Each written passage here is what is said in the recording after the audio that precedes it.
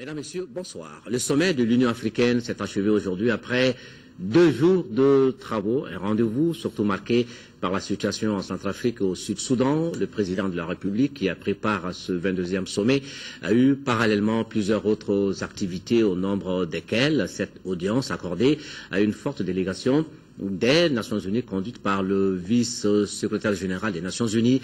Et c'est la situation au Mali qui a dominé les entretiens. Nous écoutons Hervé Latsou. Il est au micro de nos envoyés spéciaux à Addis Abeba, à Ouitouré, Adama Kamara.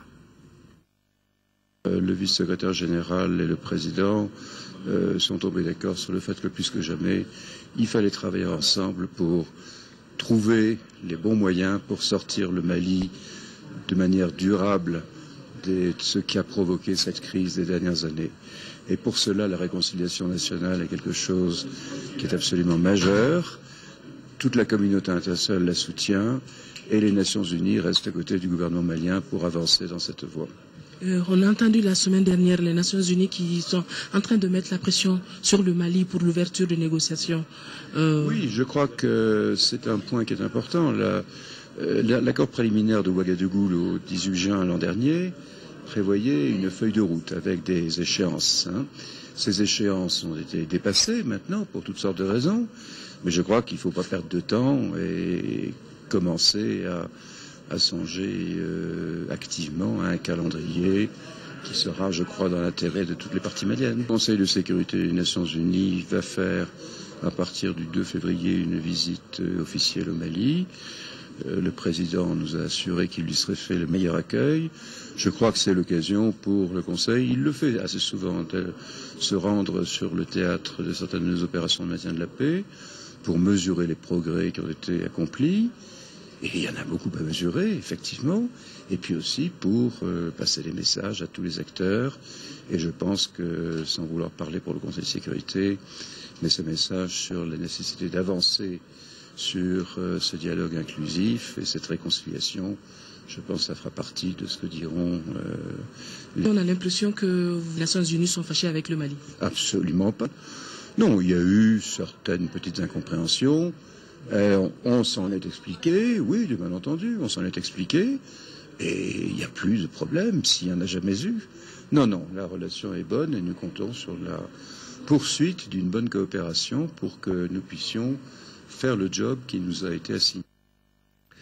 Elles sont également très actives à Addis Abeba, les premières dames d'Afrique. Aujourd'hui, leur organisation a tenu une conférence au cours de laquelle elles ont fait le bilan des actions menées dans leurs pays respectifs en matière de lutte contre le sida et fait des propositions pour améliorer notamment l'accès aux soins de qualité aux femmes et aux enfants. L'épouse du président de la République, Keïta Aminata Maïga, a préparé cette rencontre. Le reportage de nos envoyés spéciaux, Ndeye Sissoko, Abdul Salam Bambara.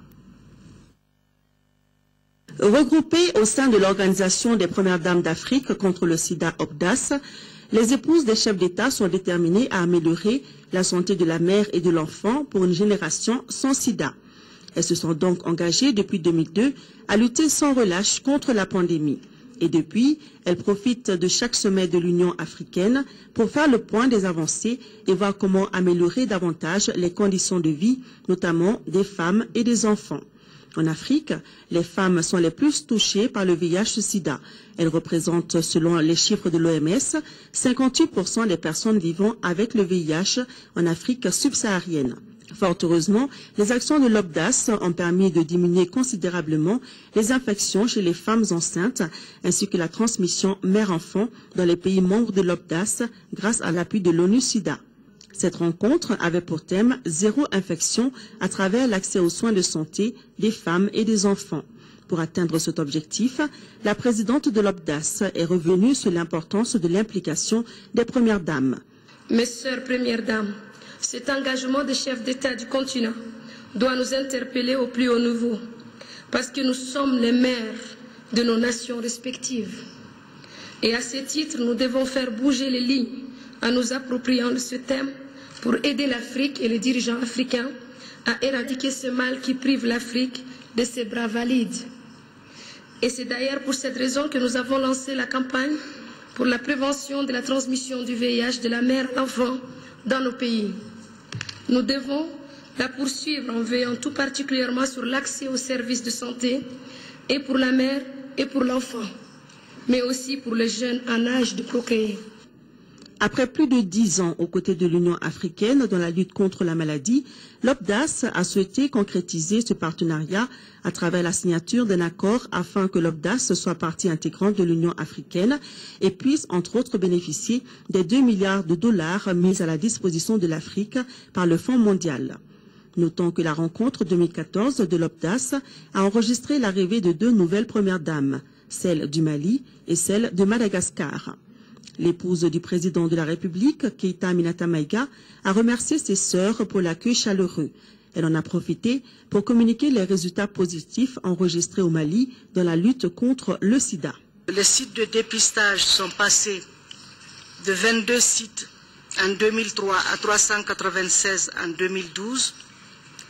Les sites de prise en charge sont passés de 3 sites en 2001 à 83 en 2013. Le taux de prévalence nationale a chuté de 1,7% en 2001 à 1,1% en 2012. Notre engagement va aller dans le sens de la sensibilisation de l'éducation.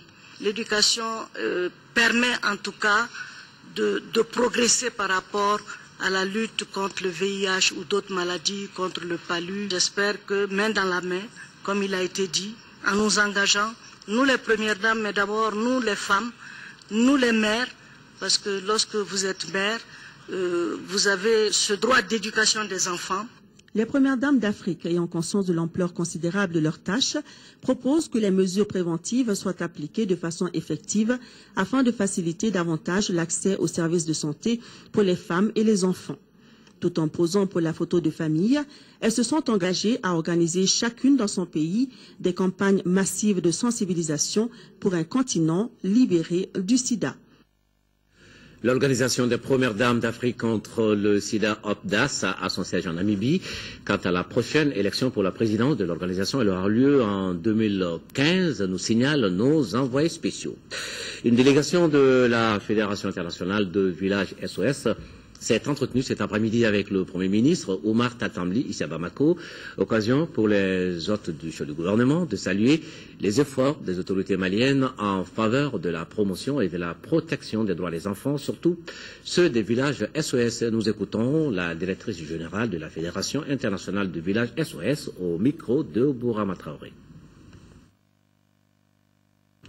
Le premier objet, c'est l'inauguration du nouveau village à Kaye. Mais en grand plan, l'objectif est de féliciter l'association malienne et le peuple de Mali pour le réussi de développer 4 villages SOS villages d'enfants dans ce pays.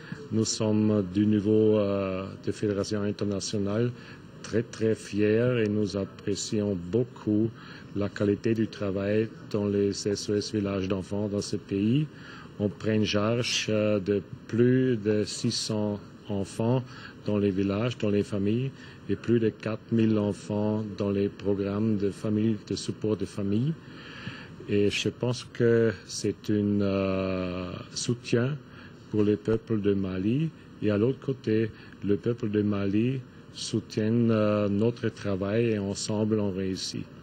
Nous avons discuté la coopération en large plan, mais aussi le développement en futur, parce que si nous prenons les enfants maintenant dans le village d'enfants à Kaye, on doit penser à l'éducation scolaire des enfants et on a discuté comment on peut réussir ça ensemble. 40% des 3,2 milliards d'euros promis au Mali par les bailleurs de fonds ont été décaissés. Promesse faite, c'était lors de la réunion des donateurs tenue le 15 mai 2013 à Bruxelles. C'est ce qui ressort d'une rencontre qui a réuni cet après-midi autour du Premier ministre, les membres de la Troïka et certains membres du gouvernement. La rencontre prépare une autre réunion des donateurs qui se tiendra au mois de février prochain à Bruxelles, une rencontre à laquelle prendra part le chef du gouvernement. C'est un reportage de Bourama Traoré.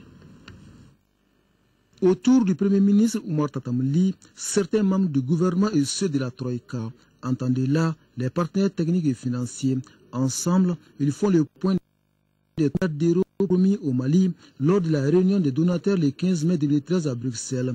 9 mois après cette réunion, le décaissement s'est fait à la satisfaction des autorités maliennes. Les résultats de ce point de vue-là qui nous ont été présentés aujourd'hui sont tout à fait intéressants, puisque le point qui a été fait des annonces de Bruxelles indique que dans 1900 milliards, 1902 exactement, qui ont été annoncés.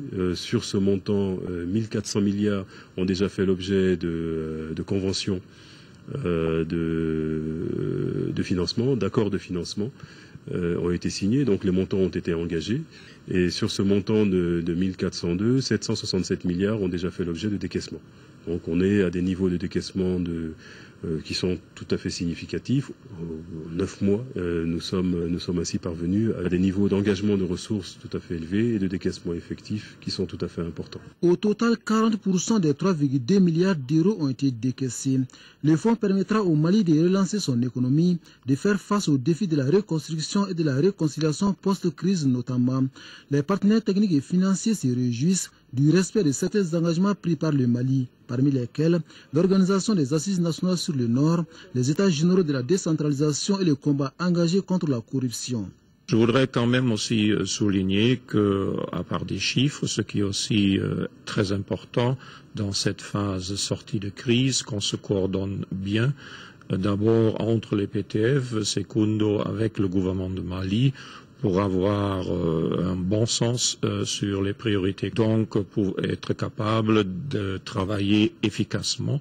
Et à cette but servent les réunions que nous avons et qui était une initiative excellente du Premier ministre. Et donc la première réunion qu'on a eue cette année 2014 était d'une importance, tenant compte du fait que la conférence de Bruxelles va se passer la semaine prochaine.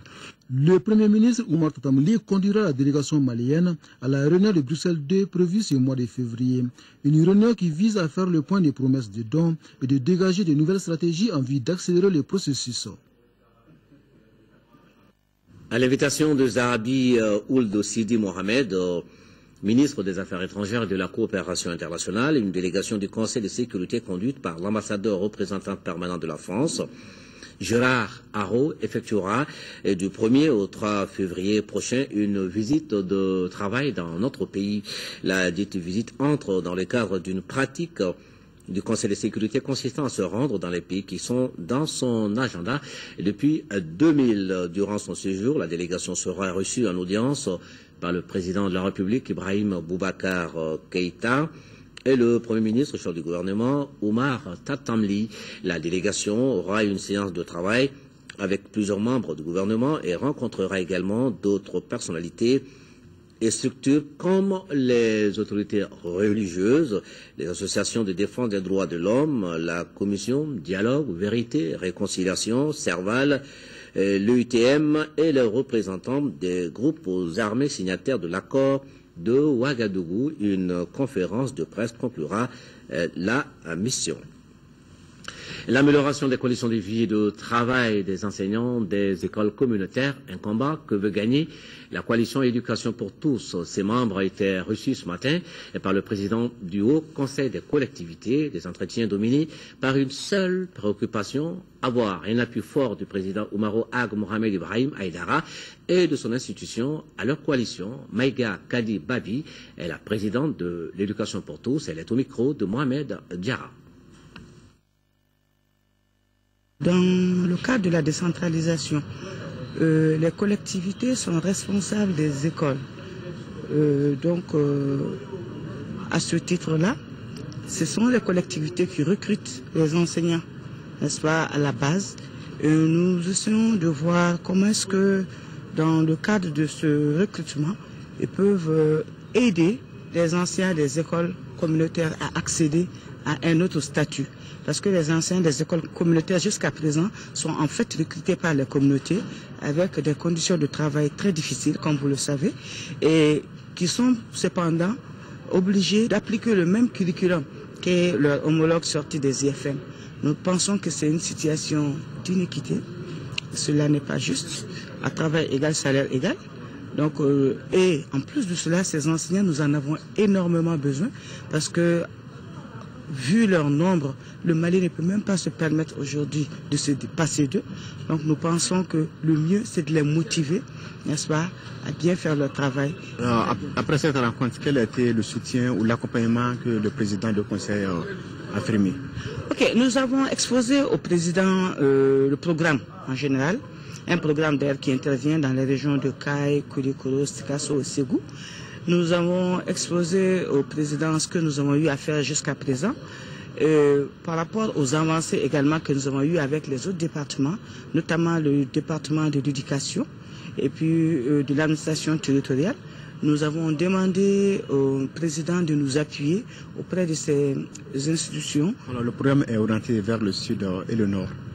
Nous avons commencé au sud parce que c'est le sud qui est accessible pour nous maintenant, qui est beaucoup plus stable.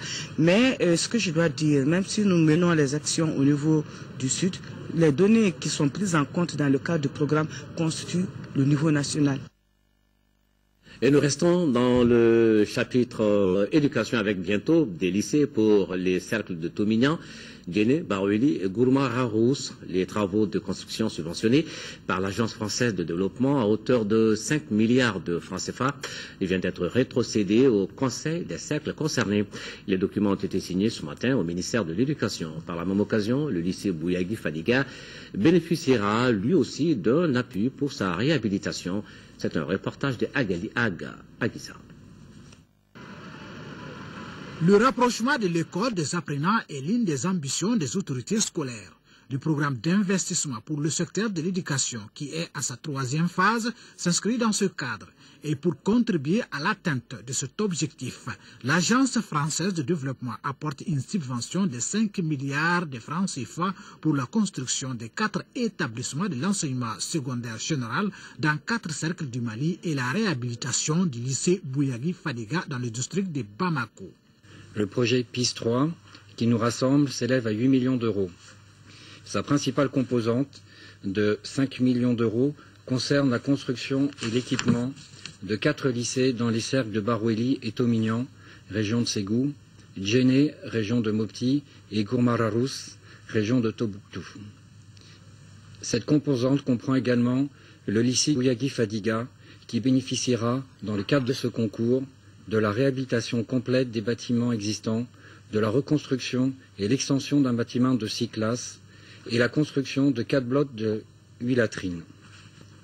Pour chacun de ces lycées, le projet prévoit la fourniture de tous les mobiliers. Au total, environ 3000 élèves bénéficieront de la construction et de l'équipement de ces nouveaux lycées. La signature des accords de cession des travaux de construction de ces établissements au Conseil des cercles concernés coïncide avec la fin du premier programme décennal.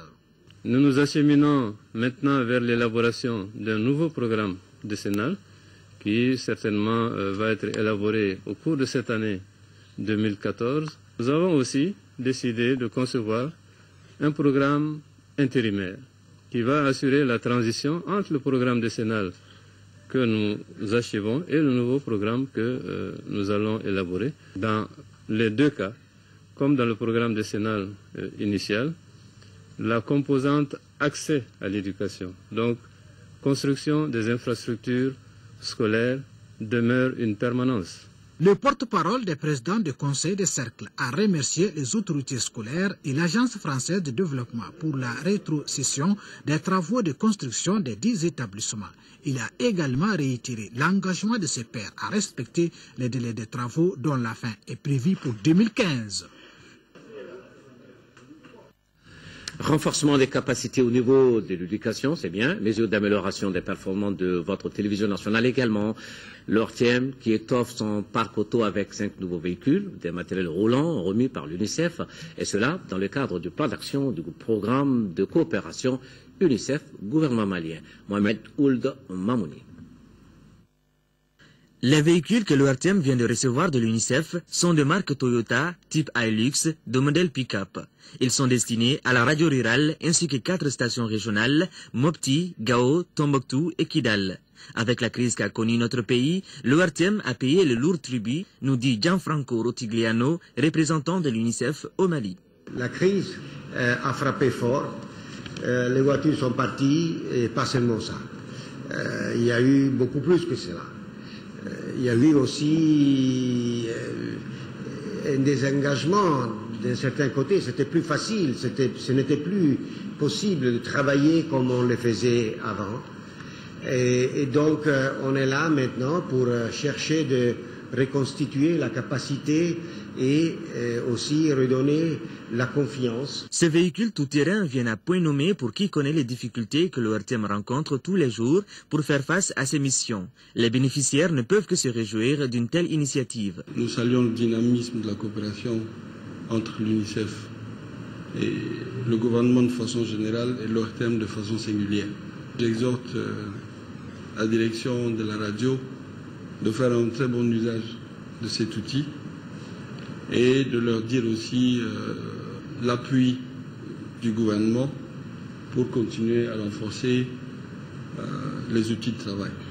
Ces véhicules remis par l'UNICEF au ministère de la Communication et des Nouvelles Technologies de l'Information et de la Communication pour l'ORTM serviront à renforcer les productions et diffusions d'émissions éducatives, radiophoniques et télévisuelles conformément à la grille de l'ORTM. Comment se porte l'hôpital du Mali, ce fruit de la coopération sino-malienne inaugurée en 2010? Certainement, une question que se posait le ministre de la Santé et de l'Hygiène publique, qui s'est justement rendu cet après-midi sur place. Ousmane Koné y a fait le tour et c'était pour voir les conditions de travail du personnel, l'état des équipements, disons le fonctionnement général. Rachel Tessougué. L'hôpital du Mali est doté d'un nouveau centre de radiothérapie. La création de ce centre se justifie par la fréquence des hospitalisations des malades atteints de cancer dans les hôpitaux de 3e référence et les évacuations sanitaires à l'extérieur du pays, dans un contexte marqué par la rareté des ressources. Le centre de radiothérapie est équipé d'un accélérateur linéaire efficace pour le traitement du cancer. Nous dirons que le centre est prêt pour démarrer les activités. Pour ce qui est de l'équipement, pour ce qui est du personnel, toutes les formations nécessaires ont été faites, les équipements ont été testés et ils sont prêts pour pouvoir démarrer le centre. Nous avons une partie des consommables, nous attendons simplement de compléter les consommables pour démarrer les activités au niveau de ce centre. Le ministre de la Santé et de l'Hygiène publique promet de tout mettre en œuvre pour que le centre de radiothérapie puisse fonctionner très prochainement. Nous avons constaté que le centre est encore très bien entretenu. Nous espérons que d'ici quelques semaines, peut-être au maximum dans 2 mois, nous aurons rempli toutes les conditions pour pouvoir recevoir le premier malade en traitement. Il y a quelques produits que nous avons commandés. Il y a des consommables, il y a quelques équipements complémentaires que nous avons commandés et qui vont arriver incessamment pour permettre le démarrage effectif. Le nouveau centre de radiothérapie dispose actuellement de 2 salles de consultation, d'une salle pour les examens de scanner et d'un bunker pour le traitement.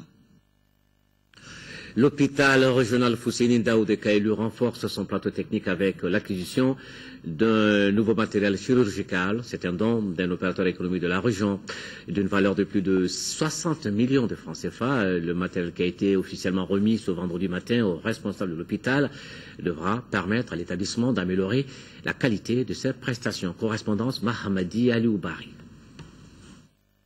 C'est suite à la prise en charge chirurgicale de son neveu que le président directeur général de la CFTP, Seydina Aliou Badra Diallo, s'est rendu compte de la nécessité de venir en aide à l'hôpital Fousséine Ndaou à travers le renforcement du plateau technique, car malgré la volonté affichée des praticiens, l'hôpital manque de matériel chirurgical.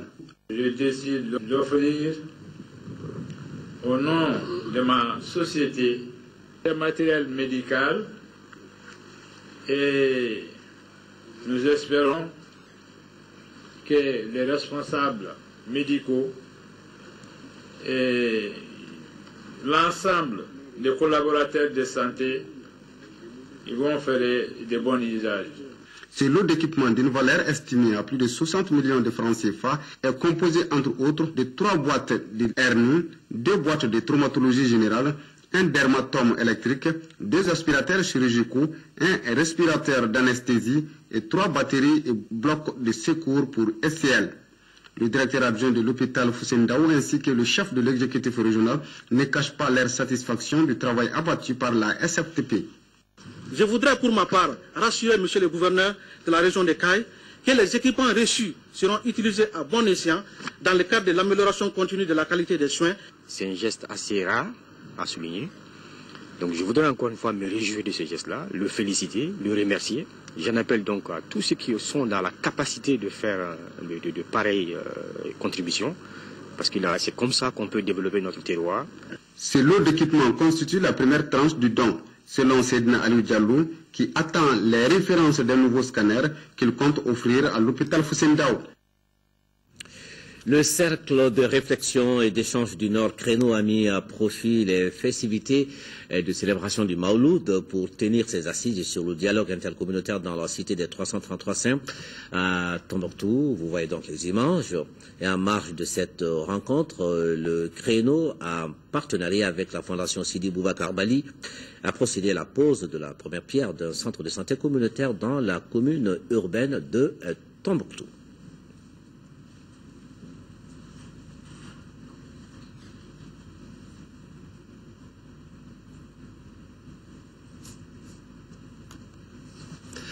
La journée nationale de la salubrité sera lancée le 22 février prochain dans toutes les capitales régionales de notre pays.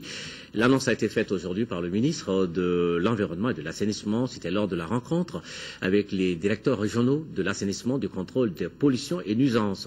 Au centre des échanges, les préoccupations actuelles du gouvernement en matière d'assainissement. Nuhu Sissoko. L'assainissement figure en bonne place dans l'agenda du gouvernement. C'est pourquoi le ministre de l'Environnement et de l'Assainissement mobilise ses troupes pour réussir la mission à lui confier. Ces interlocuteurs du jour ont été édifiés sur les orientations des autorités pour améliorer notre cadre de vie. Vous avez suivi les différents messages de son Excellence, Monsieur le Président de la République, concernant l'assainissement. Lorsque le Président donne des instructions, des orientations comme ça, je pense que nous, au niveau du département, nous avons le devoir impérieux d'agir, de traduire tout cela en actes concrets. Déjà à Bamako, un programme dit d'urgence est en cours pour assainir la ville et le ministre d'inviter les régions à emboîter le pas à la capitale. Dégager les ordures aujourd'hui pour revenir à peu près à quelque sorte à une situation de normalité. Mais nous sommes aussi en train d'envisager des actions pour voir comment les ordures enlevées qu'elles ne puissent pas se reconstituer immédiatement. Le 22 février, je souhaite que dans chacune des capitales régionales, sous l'autorité des gouverneurs de région, il y ait vraiment un lancement au niveau régional. Les services régionaux, en dépit de certaines difficultés, entendent gagner le pari de l'assainissement. Ces démembrements ont la volonté politique. Ils sont vraiment engagés à tout faire, à aider le gouvernement à traduire l'orientation politique en acte à leur niveau aujourd'hui. Cette rencontre fait suite à la réunion annuelle de la Direction nationale de l'assainissement tenue cette semaine à Sikasso. Le président du Conseil économique, social et culturel porte à la connaissance des membres du Conseil, des membres associés, et les invités que la cérémonie d'ouverture de la 9e session ordinaire de la 4e mandature du Conseil aura lieu le lundi 3 février 2014 à 9h au siège de l'institution à Koulouba, mise en place terminée 8h30. Les séances plénières du Conseil économique, social et culturel sont publiques, conclut donc ce communiqué. L'obtention du permis de construire était au centre d'une réunion ici à Bamako. Au cours de cette rencontre, plusieurs recommandations ont été formulées, entre autres l'application stricte de la loi en matière de procédure et de paiement du permis en fonction des zones, veiller à l'atteinte de l'objectif de 30 jours pour le délai de raccordement à l'électricité et à l'eau pour tous les demandeurs. La rencontre a été organisée par la cellule technique des réformes du cadre des affaires. C'est un reportage de Moussa Fané. C'est une rencontre qui visait à informer et à sensibiliser les professionnels du bâtiment et la société civile sur les réformes relatives à l'obtention du permis de construire. Pendant 2 jours, les participants ont formulé des recommandations, parmi lesquelles la nécessité d'appuyer les professionnels du BTP et leur responsabilisation, la création d'un guichet unique du permis de construire. L'atelier devra permettre de raccourcir le délai d'obtention du permis de construire. C'est des vrais professionnels qui nous ont fait part des difficultés qu'ils ont dans l'exercice de leurs fonctions, soit au niveau de l'État ou au niveau des entreprises privées ou bien au niveau des ordres professionnels, et des nouveaux besoins ont été exprimés par ces professionnels. L'autorisation de construire, il est octroyé au bout de 19 jours après soumission d'un dossier. Donc d'un dossier qui est clairement listé, donc qui va de la demande de l'autorisation jusqu'aux éléments techniques sur la parcelle. Le ministre délégué chargé de la promotion des investissements et de l'initiative privée s'est engagé à s'impliquer dans la voie du renouveau du secteur du bâtiment. J'ose donc espérer qu'après ces constats, nous serons tous résolument engagés à appuyer le comité mixte de suivi des réformes État-secteur privé dans la mise en œuvre des recommandations pertinentes que vous venez de faire pour inscrire davantage notre pays dans la voie du changement. Je prends l'engagement que mon département ne ménagera aucun effort pour conduire les réformes en général et celles du permis de construire en particulier, pour améliorer la pratique des affaires et rehausser notre position parmi les pays réformateurs en Afrique et dans le monde. Les permis de construire concernent les agglomérations de plus de 5000 habitants qui ont un schéma d'aménagement. Le dossier est constitué suivant l'usage du bâtiment. Inauguration cet après-midi des nouveaux locaux du commissariat au développement institutionnel, bâti sur 3 étages. Ce nouveau local vient donc renforcer les capacités de production du personnel de la structure. Il a été construit sous financement étatique avec l'aide du partenaire canadien. C'est un reportage de Nyanya Aloutraoré. Le commissariat au développement institutionnel CDI se dote d'un nouveau local conçu et construit pour répondre aux besoins des travailleurs. Le dit bâtiment inauguré est sur 3 niveaux. Il est composé de 14 bureaux, d'une salle de serveurs, d'une grande salle de conférence et haute commodité. Réalisé par l'agence Urbadex, le nouveau bâtiment participe à l'environnement urbain de Bamako. Il s'harmonise par son style architectural aux anciennes réalisations de la structure. Ce projet d'extension des bureaux du CDI vient à point nommé, dira le commissaire au développement institutionnel. Lastine Boiré dit avoir le souci d'améliorer les conditions du travail de ses agents. Coût global de l'opération, 388 millions de francs CFA. Une partie financée sur budget d'État et l'autre prise en charge par la coopération canadienne. Présente à la cérémonie d'inauguration, la partie canadienne n'a pas manqué de montrer toute sa satisfaction. Selon Francine Proux, la participation de la coopération canadienne ne fera jamais défaut quand il s'agit de rendre les institutions maliennes plus performantes.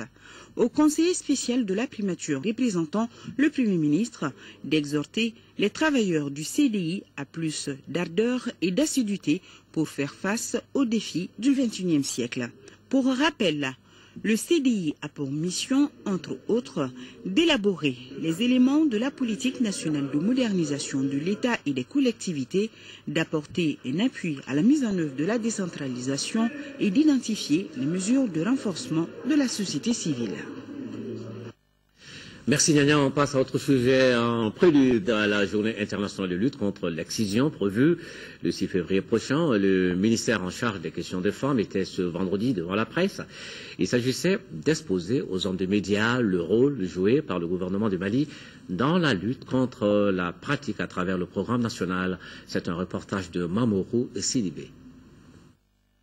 Cette conférence de presse, initiée par le ministère en charge des questions féminines, avait pour but de partager avec les hommes des médias les acquis et les difficultés rencontrées dans la lutte contre l'excision au Mali. Consciente des défis de la protection et de la promotion des droits de la femme et de l'enfant, particulièrement l'abandon de la pratique des MGF, les autorités du Mali ont réaffirmé leur engagement par divers actes, dont la signature et la ratification, entre autres, des conventions internationales, nationales et sous-régionales.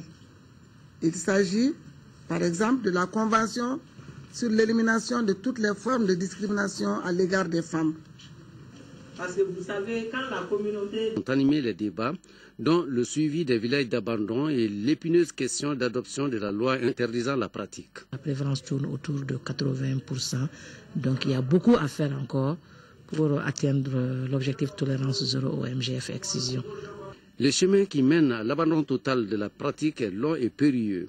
La presse constitue alors pour le programme un grand soutien dans la diffusion de l'information et un vecteur important pour le changement des comportements. La coalition des associations féminines du Mali, CAFO, a lancé son projet Case de la paix aujourd'hui à son siège. Il s'agissait de créer un espace de dialogue entre les Maliens en vue de consolider le tissu social. La Case de la paix est financée par ONU Femmes à hauteur de 122 millions de francs CFA. Fatoumata Kone est allée voir pour moi l'actualité. Après les événements du nord, des Maliens ont besoin de se parler et de se pardonner. Cela pour faciliter la cohésion sociale. C'est dans cette optique que la CAFO a lancé son projet Case de la paix ou Oyesifa en langue soraï. C'est des vestibules, des lieux de rencontre, d'information, de sensibilisation, de partage. Mais aussi, les cases serviront d'espace de veille et d'alerte par rapport aux violences faites aux femmes et aussi par rapport à un lieu où les femmes pourront obtenir vraiment des appuis pour les activités génératrices de revenus. Les organisatrices se sont inspirées de l'expérience du Libéria, connue sous le nom de Peace Hat ou l'arbre à palabres. Ainsi, la Case de la paix s'étendra à toutes les régions du Mali. Une initiative de la CAFO soutenue par les autorités. Cette initiative de la CAFO pour reconstituer le tissu social constitue une lueur d'espoir pour le devenir de notre nation. Le développement de compétences des femmes en dialogue et réconciliation, le renforcement de la solidarité, de la cohésion, du leadership, de la culture de la paix et du vivre ensemble, la promotion des droits humains, y compris la promotion de la citoyenneté et de l'autonomisation des femmes, qui est notre credo aussi. La Case de la paix est un projet financé par ONU Femmes à hauteur de 122 millions de francs CFA. Les ministres en charge de l'aviation civile de la République du Mali, de la République islamique de Mauritanie et de la République du Niger se sont réunis les 25, 26 et 27 de ce mois à Nouakchott. Une initiative à l'effet d'asseoir des actions pratiques relatives à la création d'une compagnie aérienne commune ouverte aux différents pays de la sous-région. L'objectif visé est de renforcer les liens de coopération entre les États et améliorer la connectivité en vue de promouvoir les investissements, le développement du tourisme et les échanges culturels et commerciaux. Très important par tout d'abord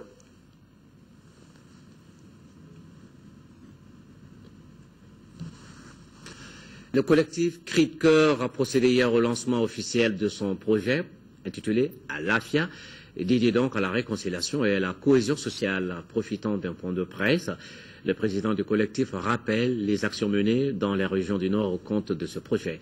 C'est un reportage de Aluseni Touré. C'est officiellement en juin 2013 que le projet Alafia a été lancé. Il se propose de promouvoir la réconciliation entre les populations victimes de l'occupation.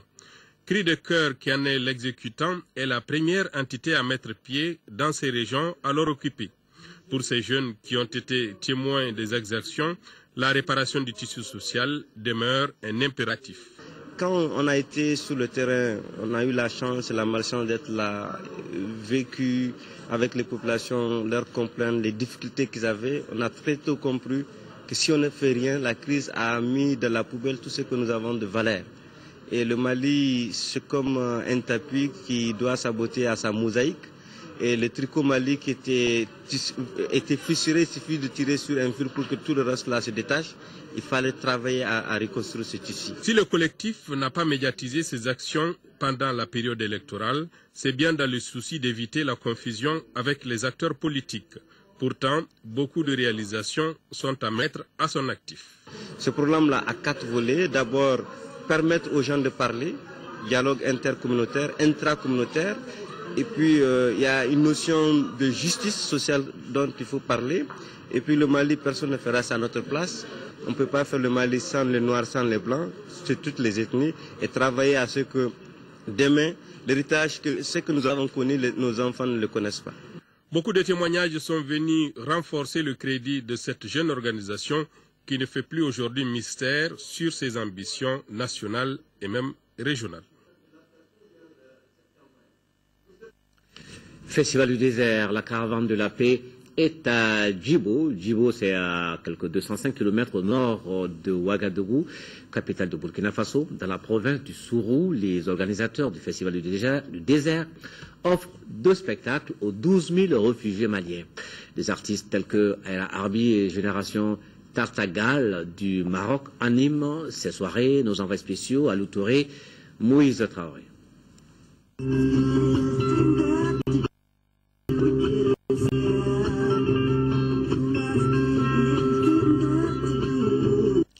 Reconnaissance et gratitude au gouvernement et au peuple burkinabé. Réconfort pour les Maliens réfugiés au pays des hommes intègres. La caravane de la paix du Festival au désert est à Djibo, à 205 km au nord de Ouagadougou, dans la province du Sourou. Ce soir, nos compatriotes du camp de Mentao, estimés à 15 000, ont droit à plusieurs spectacles. Par rapport aux étapes du Burkina Faso, l'idée c'est de jouer à côté des principaux camps. Si ce n'est pas possible de jouer dans le camp du même, au moins c'est un endroit le plus proche pour permettre aux réfugiés de participer à l'événement.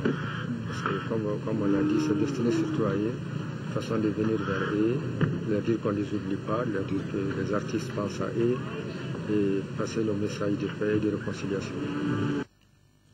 Le groupe Génération Taragalt du Maroc sera sur scène avant ou après des artistes tels les cantatrices Aïra Arbi, Sadio Sidibé et la guitariste Mariam Kone. Ils se sentiront considérés par le peuple malien, par les autorités maliennes, par les artistes maliens. C'est vraiment pour la paix, c'est un espoir.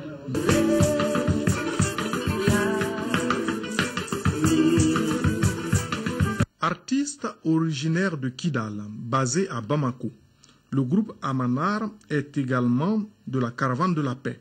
De montrer l'exemple que nous sommes, avec la diversité avec laquelle nous sommes arrivés, je crois qu'ils comprendront que c'est le moment de retourner, il n'y a rien à voir. Dans 2 jours, soit le 31 janvier, les réfugiés du camp de Sanyogo rallieront le village opéra de Laongo pour un 2e concert. Laongo est à une 30aine de kilomètres de Ouagadougou. La caravane de la paix mettra alors le cap sur Bobo Dioulasso avant le festival sur le Niger à Ségou.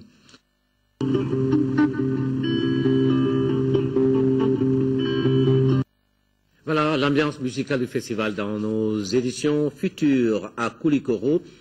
Le 80e bataillon baptisé Balanzan poursuit sa formation depuis le 6 janvier dernier. Après les modules de base pédagogique de leadership force, les 700 soldats ont reçu donc la visite ce matin du colonel-major Ibrahim Fane, chef d'état-major de l'armée des terres. Correspondance Seydou Traoré. C'est une mission de routine que le chef d'état-major de l'armée de terre a effectuée ce jeudi au centre d'instruction Boubacar Sarassi de Koulikoro. Cette fois-ci, il était question de constater l'effectivité du démarrage de la formation du 4e bataillon, le groupement tactique interarmes Balanzan, et galvaniser davantage les 700 soldats à 3 semaines et demie de formation. Dès l'entame de son périple, colonel-major Ibrahim Fane a eu droit à une explication détaillée sur les acquis des 2 premières semaines. Les besoins, le niveau des équipements cités par les encadreurs ont actualisé la base des données du visiteur. C'est là au bonheur de l'armée malienne. On sent bien que l'État malien a fait un véritable effort pour équiper ce GTIA et en personnel et en équipement. Il reste quelques petites choses à réajuster, mais ça va se faire dans les semaines à venir et nous sommes très confiants. Pratiquement le personnel est sur place, voilà, les installations sont sur place, même si bien sûr ça reste à parfaire. Donc le personnel d'encadrement est disponible, mais surtout, voilà, les jeunes sont motivés et prêts à être formés. Donc ce qui est le plus important. Donc nous sommes prêts à recevoir les instructions, peut-être, et puis à l'issue être opérationnel pour être déployé et faire quelque chose dans la sécurisation de notre pays. La 2e étape de la visite du colonel-major Fane a concerné la zone de vie du bataillon Balanzan. Ici, l'hôte a fait un tour dans la cuisine, puis inauguré le parcours des 20 obstacles réalisés par l'EITM. Et après un rappel sur le bien fondé de cette mission européenne de formation et le professionnalisme que les bataillons Waraba, Helou et Sigui mènent sur le terrain, colonel-major Ibrahim Fane s'est adressé aux soldats. C'est très contraignant, c'est très fatigant, parce que je sais que depuis 2006, beaucoup d'entre vous on fait plusieurs tours sur le terrain. Ne considérez pas ces fatigues. Ces fatigues sont à vos honneurs. Les gens viennent, ils s'en vont. Mais nous sommes chez nous. Qu'on soit à Kidal ou qu'on soit à Kay, on reste au Mali. Et tant que ce Mali est menacé, vous serez appelés à y être quelque part. Selon le chef d'état-major de l'armée de terre, la réussite des 4 bataillons conduira au sortir des négociations entre l'EITM et l'hiérarchie militaire à la formation de 4 autres GTIA. Demain 13h, Mohamed Touré, Inch'Allah, on se retrouve pour le 20h. Et puis, merci de visiter le www.ortm.ml. Bon week-end.